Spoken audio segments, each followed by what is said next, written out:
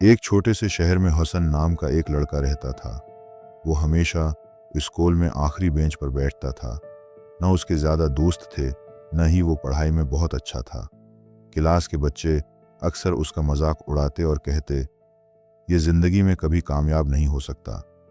ये अल्फाज हुसन के दिल में तीर की तरह लगते, मगर वो खामोश रहता। हुसन के वालिद एक मामूली मजदूर थे। रोज़ाना सख्त मेहनत करते, मगर घर के हालात फिर भी अच्छे नहीं थे। कई बार ऐसा होता कि घर में सिर्फ एक वक्त का खाना होता। एक रात हुसन ने अपने वालिद को चुपके से रोते हुए देखा। वो अपनी माँ से कह रहे थे, मैं चाहता हूँ मेरा बेटा बड़ा आदमी बने, मगर मेरे पास उसकी पढ़ाई के पैसे भी नहीं। ये बात हुसन के दिल में उतर गई। उसी रात उसने अपनी ज़िंदगी बदलने का फैसला कर लिया। अगले दिन से वो रोज़ सुबह जल्दी उठने लगा। स्कूल जाने से पहले अखबार तकसीम करता, फिर स्कूल जाता और रात को देर तक पढ़ाई करता।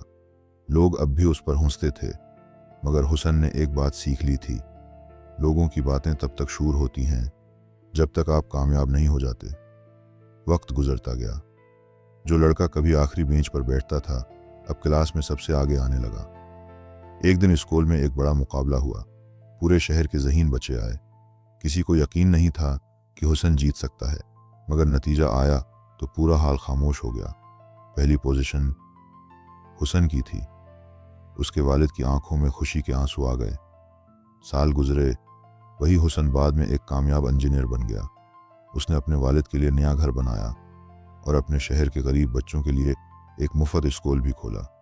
इफ्तिताह के दिन उसने एक बात कही, अगर हालात ख़राब हों, कामयाब लोग पैदाइशी तौर पर ख़ास नहीं होते, वो बस मुश्किल वक्त में हार नहीं मानते।